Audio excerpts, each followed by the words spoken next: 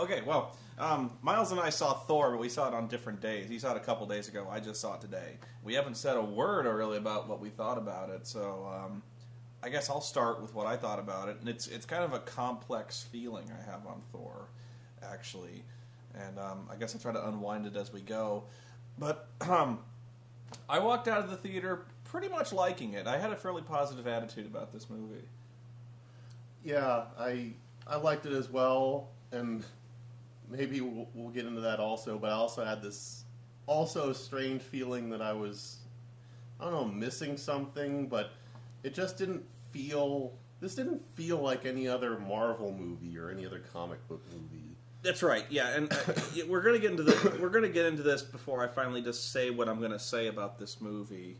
But this movie was unlike most of the other Marvel movies up to this point, because this movie, more than any of the other ones, was really primarily intended to set up the Avengers. Don't you think? No. You don't? Okay. That's one of the things I actually liked more than Iron Man 2 was the Avengers subplot was so prevalent in Iron Man 2.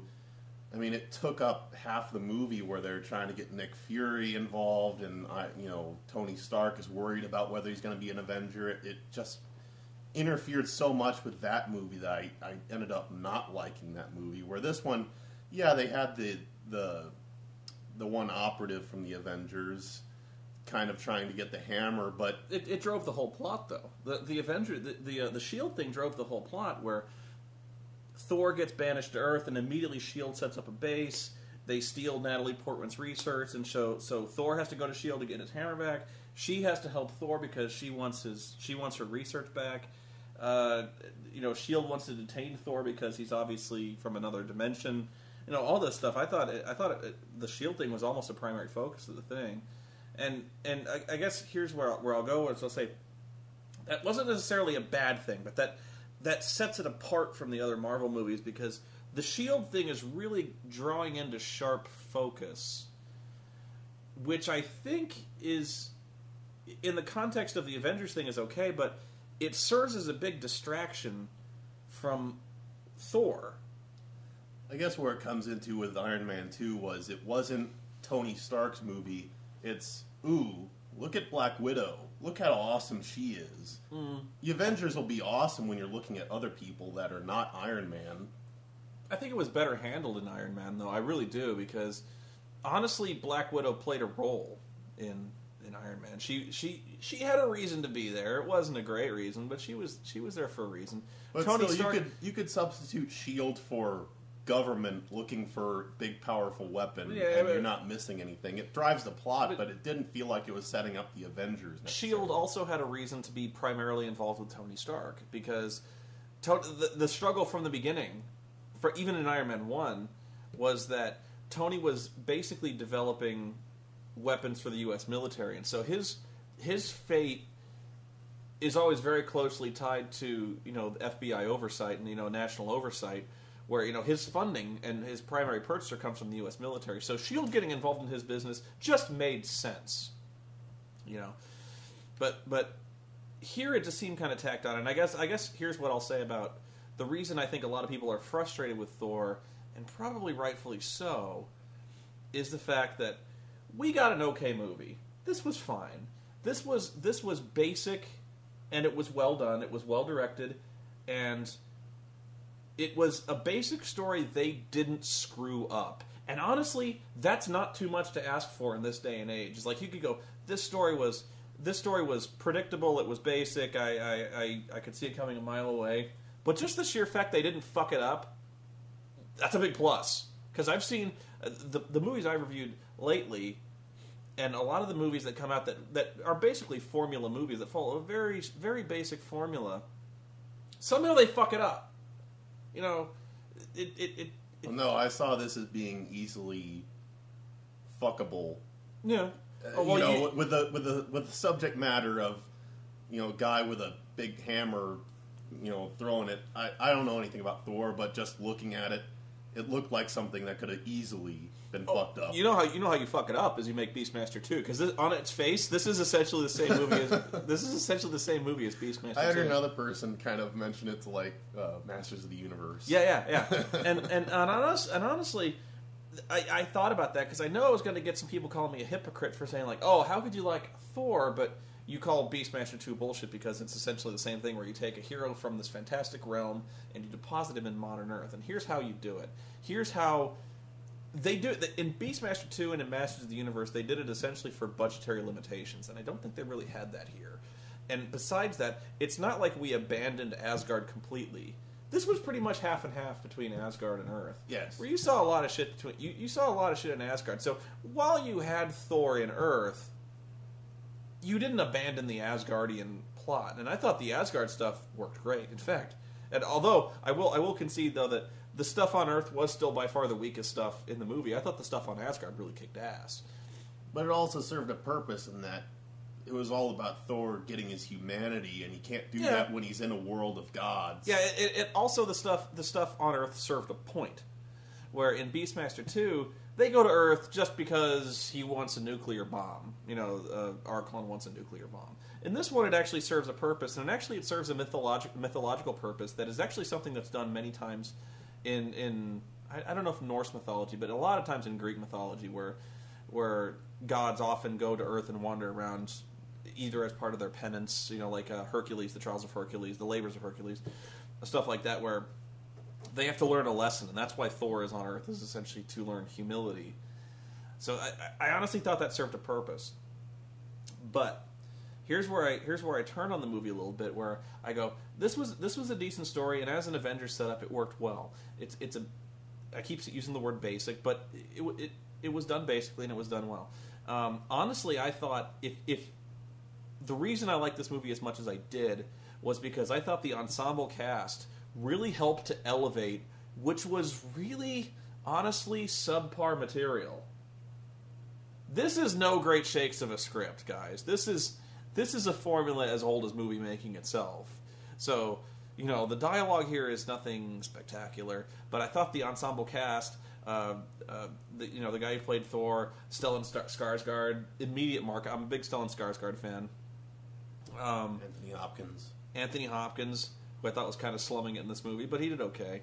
The guy who played Loki, and Natalie Portman, who honest to God, you wouldn't even recognize Natalie Portman anymore if the only thing you saw her was Padme Amidala in fucking Star Wars. She has such screen presence in this movie. She is so fucking cute in this movie.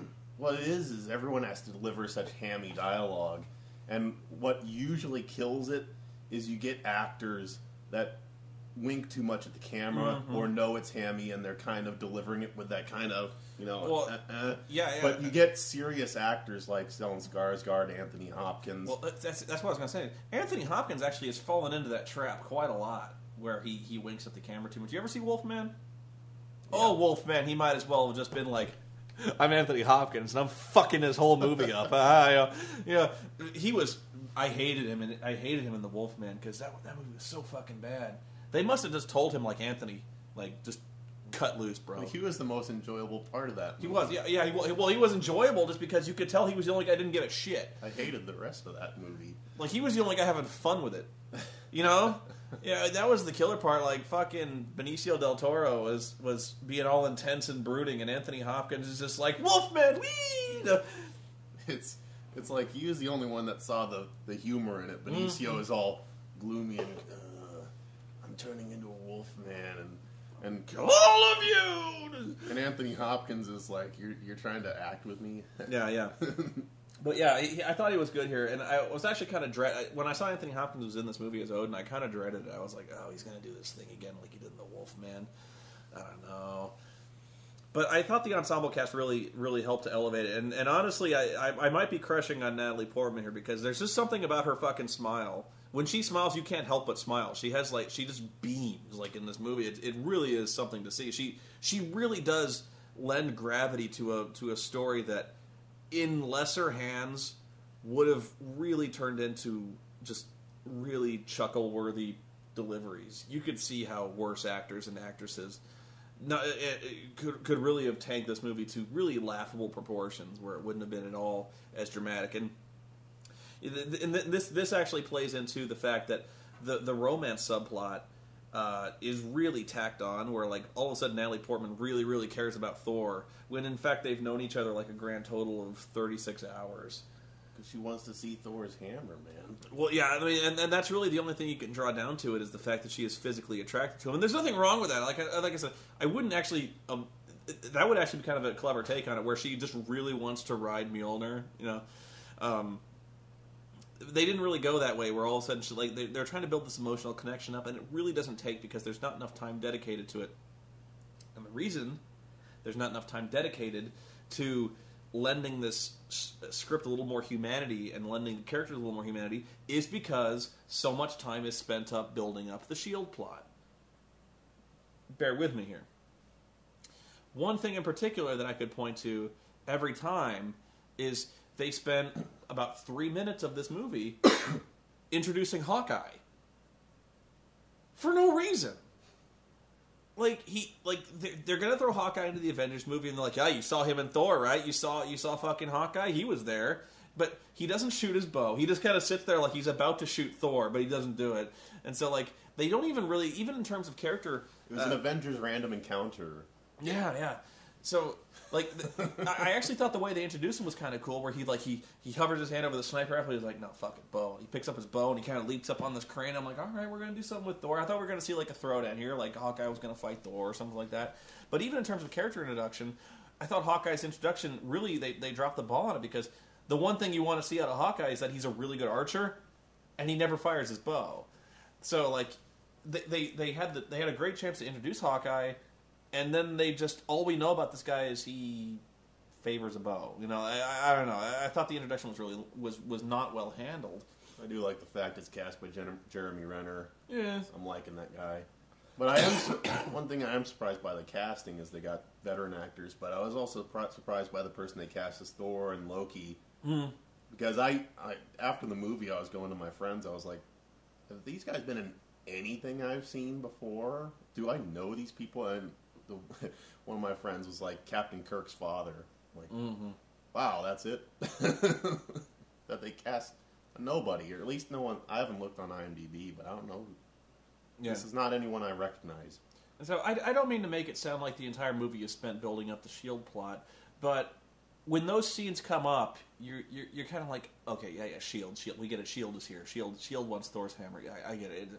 But there are scenes where it is intrusive enough. And I guess here's my main point of what I'm saying here. Is I walked out of that movie going like, that was okay. That was well done. They did what they could. They hit the points they needed to hit to set up the Avengers. And they told a pretty good Thor story as well. But they didn't tell a great Thor story. I'll say some things that I didn't like about it. Let me finish what I'm saying here. They told a good Thor story with some Avengers stuff in it, when they could have told a great Thor story. You know what I mean? Like, it was 70% of Thor and 30% of the Avengers, when they could have told 100% Thor.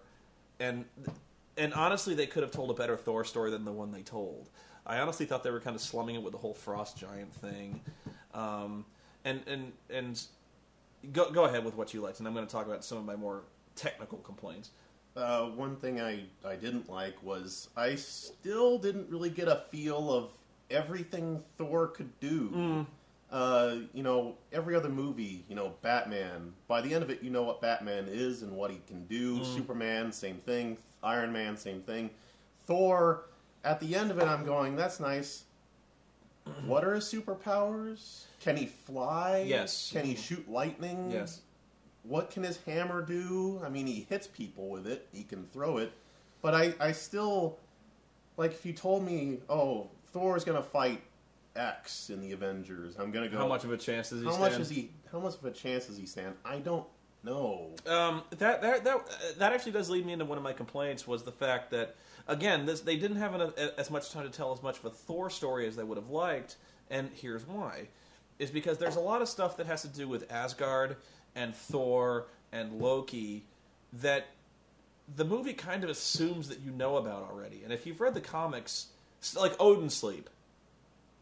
When Anthony Hopkins, or when Odin collapses and they're like, he's deep in the Odin sleep now. I know what the Odin sleep is because I read the comics, and I'm relatively familiar with the story. I'm not even, I read the comics years ago, but I know what the Odin sleep is. But Miles, you never read the comics. You're like, what the fuck? What is this? Or the Gatekeeper. Heimdall. Yeah, Heimdall. Heimdall, like, played I know. by Idris Elba, who I love. Yeah. Perfect. Go ahead. Like I said, I love the actor, and it seems like they're setting up a real badass character, but everyone's like, hey, Heimdall, how's it going? And he's like, what's up? But I was like, oh, he seems like an important character. Who is he? I thought they set up Heimdall okay, because early on they set him up as the gatekeeper of the Rainbow Bridge.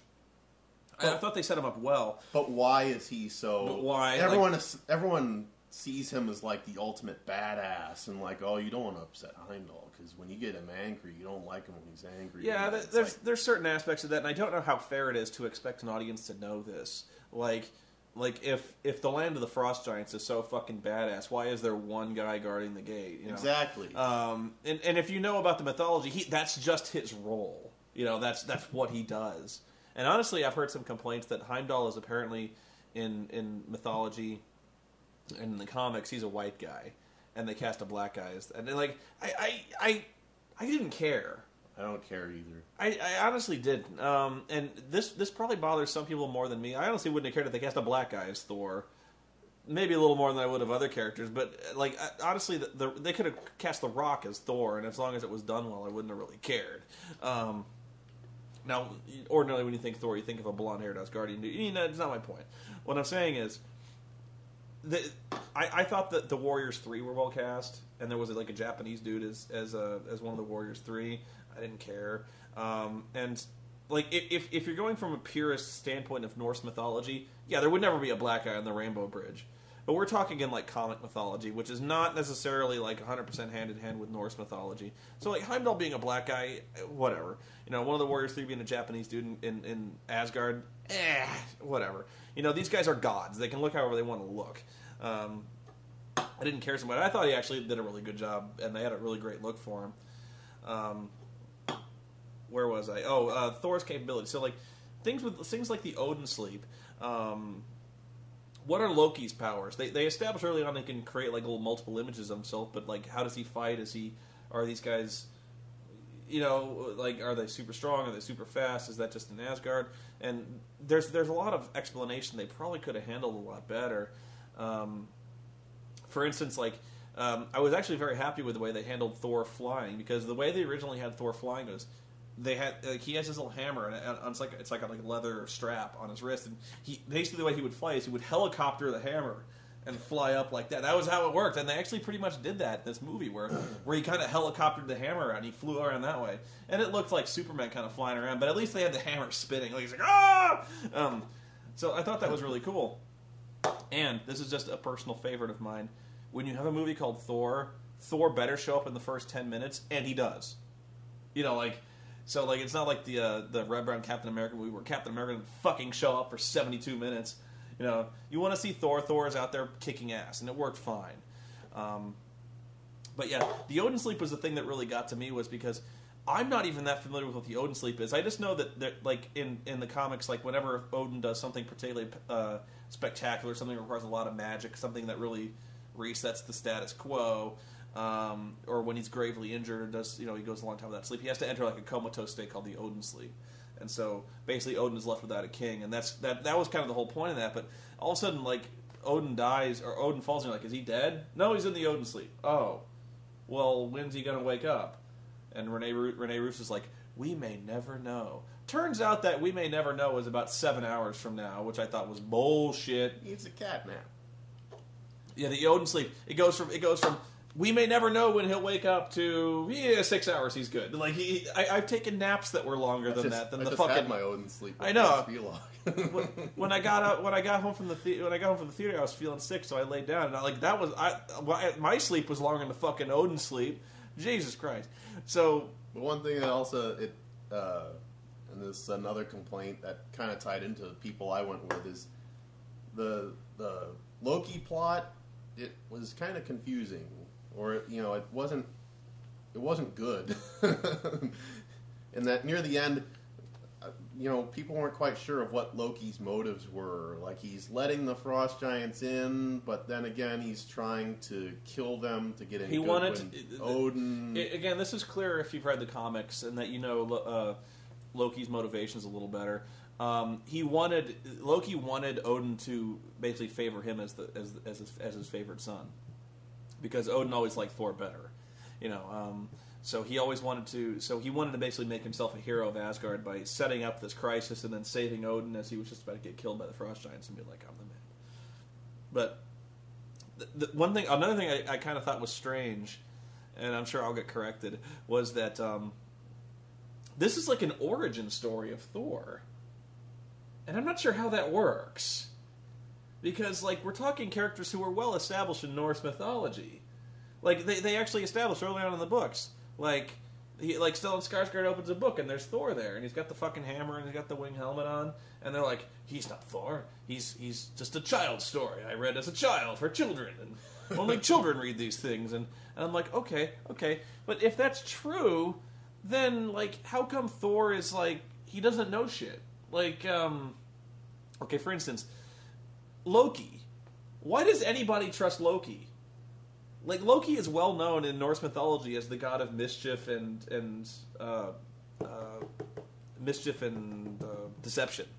And so is Loki not known as this yet, or is it later on that he's known as the god of mischief? Because fucking Thor is hanging out with Loki, and Loki's all the frost giants try to sneak in. My completely trusting brother, who I love very much and would trust my life. They try to steal the magic ice cube, and Thor's like, "Who could have done this? Who could have let the ice giants in?" And Loki should have all heads should have just turned to fucking Loki, the god of fucking mischief, and he'd be like, "What? What?" And you're like, "You're the god of deception, fucktard." Well, I didn't. Okay, you got me. You know what? Maybe he just dicks around with humans. I don't know. So, and then there's things where Odin's like, "Thor, you can't go to what the fuck is the place? Whatever it is, you can't go to the land of the frost giants. I forbid it." And Loki's like, "He's only saying that because you totally should go." and Thor's like, "Yeah, you're right. I should go. Thank you, brother, who is not the god of treachery. I should go." And then and so he runs off and so they go to Heimdall, and Heimdall's blocking the bridge, and and Loki's like, "Let me handle this shit. Hey, Heimdall, look over there." And Heimdall's like, "What?" And they run past, and I'm like, "He's the god of deceit. What the fuck? Why do you all believe him?" I don't know. And so was he? That's why the timeline here was kind of weird for me, because I didn't understand Isn't historically Thor and Loki isn't Loki traditionally the god of deception? Do they not know this yet? It was weird to me. I don't know. I'm sorry. But then there's a time when Thor and Loki are children. So did Loki just really behave himself for 1,000 years while this goes on, and then he kind of betray? I don't know. Could be a Patrick Bateman thing where he's all normal at the office, but he's killing hobos when people aren't looking. That sort of thing. So everybody knows with the Asgardians that Loki is full of shit. Yeah. Okay. I actually did like that they stayed very true to the costumes. That the costumes were close to the fact that the Thor's cloak kind of comes off his shoulders and raises up. I love the fact that they kept Loki's costume with the big fucking horns that go up. I know that looks silly to most people, but if you've read the comics, that was his thing, where the big hat with the horns coming up. Then I'm glad they didn't recast Loki as a hot chick like they actually did in the comics for one time, where Loki was like, "You know what? I'm gonna be a chick now." They just did that. And they're like, "What the fuck?" And Loki's like, "I'm a god. I look however I want." Like this, I got boobs, and I'm like, "What the fuck?" They really just wanted to have another hot chick drawn in the comic, and that's why they changed Loki. And I'm like, okay, but yeah, there were. I think I'll close out by some more technical complaints and compliments. Actually, what was weird was the stuff that should have looked really fake looked really good, and the stuff that had no business looking fake looked really fake. Example: the Rainbow Bridge looked fantastic. They could have so easily done something like just had like a big animated rainbow, like in My Little Pony, like, and they were just like riding around, and Heimdall saying this thing to be like, oh Jesus Christ, what the fuck are they doing? This is so gay. But it actually kind of did this thing where it looked like graphite or like oil on glass or something like that. It looked really cool. That being said, there was a bunch the stuff on Earth looked like it was all shot on a soundstage, which it probably was. The early stuff, the stuff where they're setting up the legend of the Frost Giants against the Asgardians, looked so bad. The Frost Giant planet was probably the weakest part. That looked so cheesy. It was almost walk out of the theater bad special effects. It was that bad for me. Where if you look at the scenes where the Frost Giants are attacking the village of humans in like Norway, whatever it is, and they're burning people, that was such a soundstage. That was crazy soundstage. And ordinarily I wouldn't care, but this is actually fairly high budget. That looks so cheese.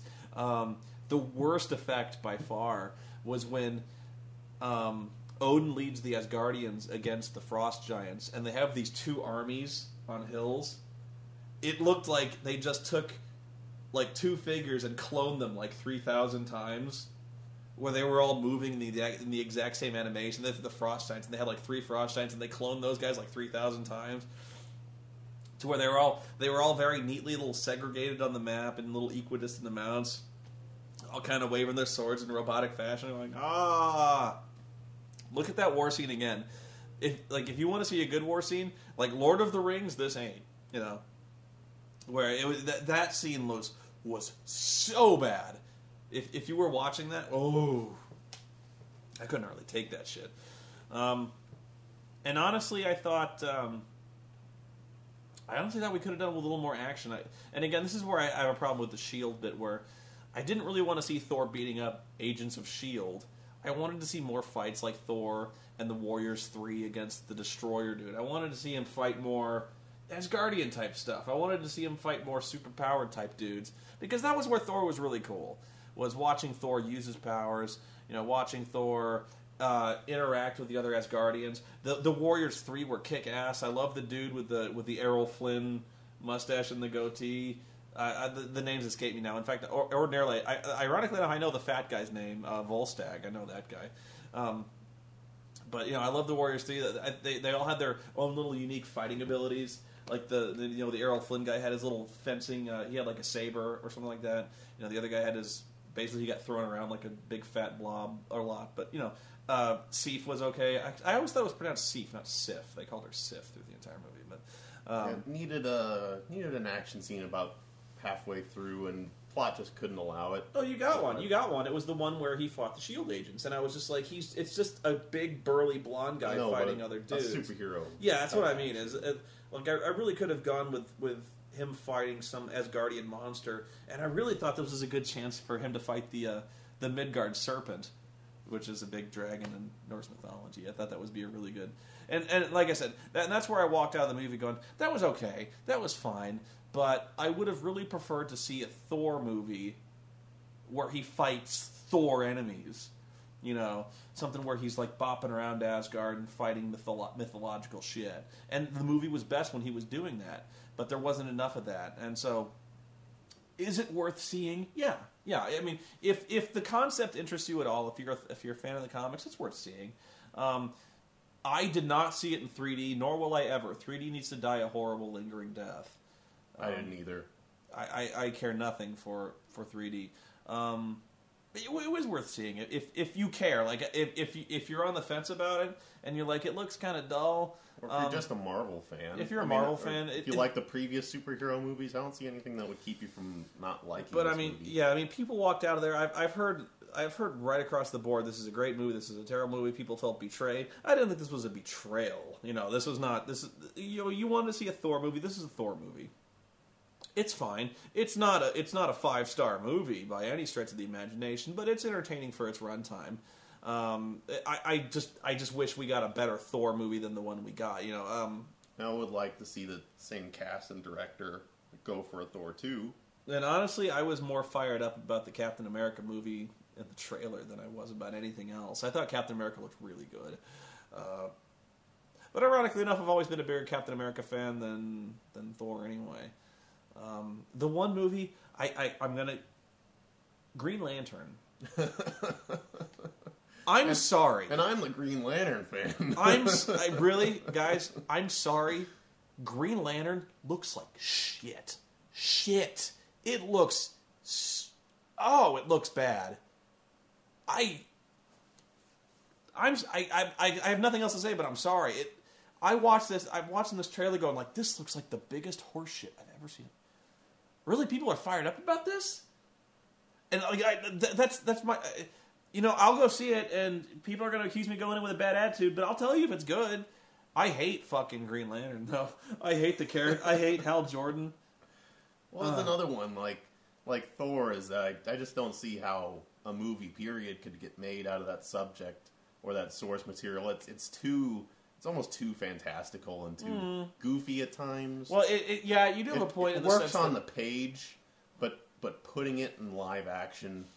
You do have a point in the sense that of any of the characters in the Avengers, Thor is the least grounded. We're like...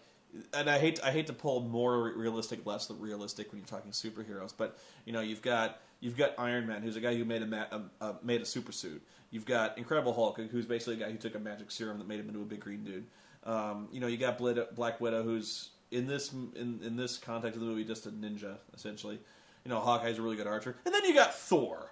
You've got a god of thunder. Yeah, so you've got the god of thunder, and so it's kind of hard to reconcile that with the various. We basically have this very grounded, more realistic than most kind of superhero mythologies. You know what I'm saying, like that. And then you got the god of thunder, who's like riding down on a fucking lightning bolt, and you're like, oh, that's new.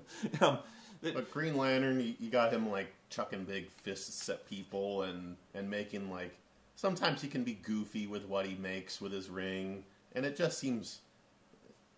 I don't know what they're going to do, if they're going to make it in a comedy, because they got Ryan Reynolds, and he's going to make stupid shit with his ring. Oh, honestly, the impression I got from the characterization of Green Lantern is that they're really playing him more like Kyle Rayner than Hal Jordan, if that makes sense. His name's Hal Jordan, but he's way more Kyle Rayner, just because Ryan Reynolds is much more kind of a cartoony type guy than Hal Jordan, who's always been kind of a pill. You know what I mean? He's always been serious, and early on, it always kind of seemed to me that Hal was kind of like it was kind of mimicking the Hulk TV show, where he was kind of this wanderer, and he didn't really want his powers, but he just kind of trucked around the world helping people as he went along. Yeah, but... I think Green Lantern's going to be a tough sit for me, and it'll probably be a review to watch, because you'll probably come out and be like, "That was fucking awesome!" And I'll be like, I don't know. I'll be like, "I fucking hate Green Lantern. I fucking hate him so much." It's just a thing, and you know what's really fucking ironic is the fact that the Green Lantern mythology is so closely entwined with my own video series where we like have all the lanterns running around, but I hate Green Lantern. Actually, you know what? I'll correct. I don't hate Green Lantern as much as I hate Hal Jordan, and I hate the Guardians of Oa. I like the Green Lanterns as a concept, and without getting into it too much, I just think the Guardians of Oa, almost every major problem in the DC universe, can be traced back to the Guardians of Oa being fuck-ups who don't tell people anything and who have... or actually, Ryan Reynolds could actually be Guy Gardner with a yellow ring. He seems more that character than Hal Jordan. If you've read a lot of Guy Gardner is a dick. Guy Gardner is way more dickish than Ryan Reynolds. No, Ryan Reynolds could play that. Ryan Reynolds can play it. He could play that. If you looked at Deadpool from X-Men or X-Men Origins Wolverine, you could kind of see Guy Gardner out of that. But no, he's not like Guy Gardner. Not in this current incarnation. But just the whole sense of when Ryan Reynolds is sitting and he's got the lantern in front of him and he's doing all kind of goofy stuff I pledge allegiance to this thing, and I was like, that was really more Kyle Rayner. I don't think Hal Jordan ever did that shit. I think the guy just told him the pledge, and Hal Jordan was like, right on, in Blackest Day and Darkest Night, whatever, or Blackest Day, Brightest Day and Darkest Night. So that was Thor. we've probably rambled on about comic movies in general. Any last thoughts on Thor? Or Solid movie. so, it was okay. Yeah, honestly, it's my definition of an okay meh movie. I don't feel like I wasted my time, if that makes sense.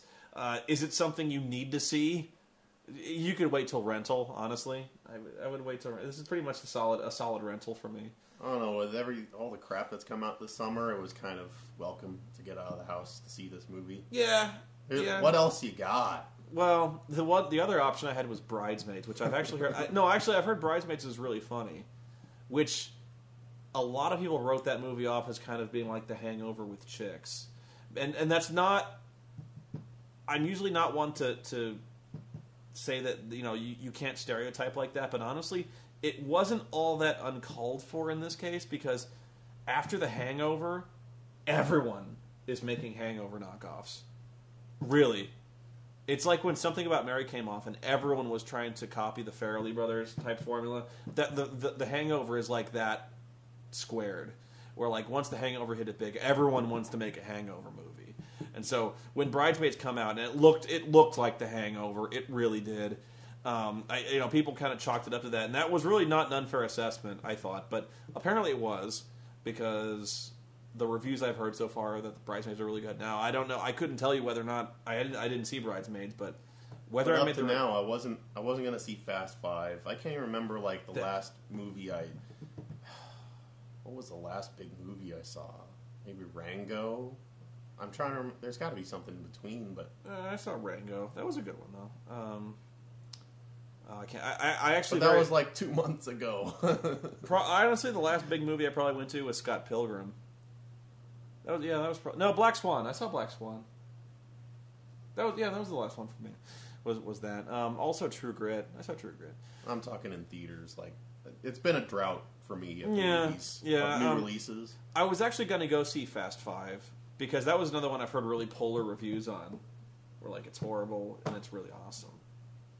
I'm a big fan of The Rock, so like I was going to go see that just for The Rock. Still might go. I don't know. But anyway, I'm going to wrap this up, so hopefully we've informed you and entirely spoiled the movie of Thor for you. I'm very sorry. I don't think we spoiled it. Loki's a bad guy, everyone. Don't trust Loki. He's the god of deceit. What? I know. If only fucking Thor had gone to Earth earlier and picked up a children's storybook about Norse mythology and opened it up. Loki, you see this shit they wrote about you? Yeah. That's fucked up. Don't read that. They're lying. Clearly they're lying. They're jealous of us, Thor. You're correct, brother. You should totally go to Jotunheim and kick those frost giants' ass. You think so? Yeah, totally. I see no reason to doubt your wisdom, brother. Oh, God. Yeah. Okay, so that's Thor. That's all I got. Bye.